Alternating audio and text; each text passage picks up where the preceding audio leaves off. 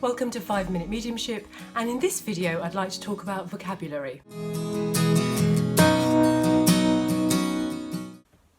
So in this video we're going to look at vocabulary, and what I mean by that is the range and the breadth of vocabulary available to us. I don't mean how we say something, what we should say, what we shouldn't say on platform. For me that comes under platform etiquette, and I'll look at that in a later video. The reason that I find vocabulary really interesting and that I wanted to touch upon it is because I've had students in the past who have been wonderful mediums and who have a really great potential on platform, but they don't feel confident about progressing their platform because they worry about the lack of vocabulary available to them to describe or bring meaning to what the contact is trying to say. So I think it's fair to say that most of us don't actually think about the range of vocabulary we do or don't use in everyday life.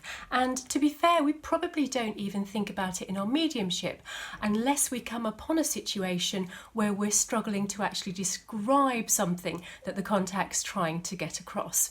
And the first thing I really want to say and to reassure you with is that if you are worried about your range of vocabulary, please don't let that stop you pursuing your platform potential.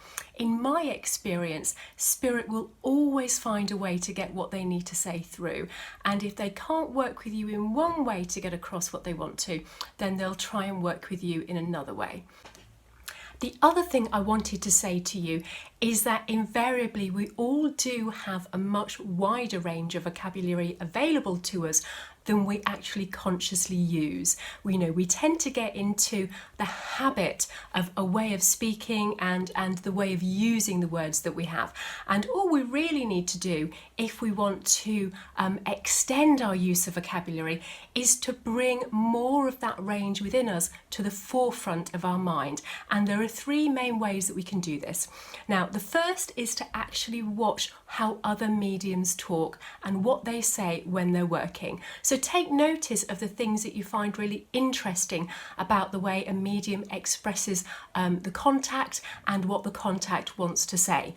The other thing that you can do is actually to read and take yourself out of your comfort zone with that. So if you're someone that likes to usually read thrillers, then try reading classics. If you like to read books about spirituality, then look perhaps at looking at books that have a scientific aspect as well as spirituality, because what that will do is that will extend your awareness of language. Now, the third thing that you can do on a daily basis when you're scrolling through social media is to take notice of the words that interest you. Stop for a second, look at the word, say it.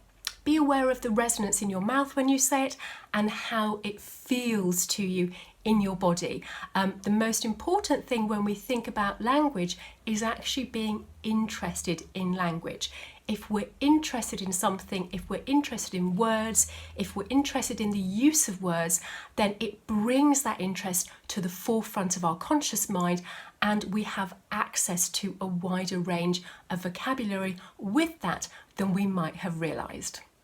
And what you'll notice in just a relatively short while is that you are using words differently.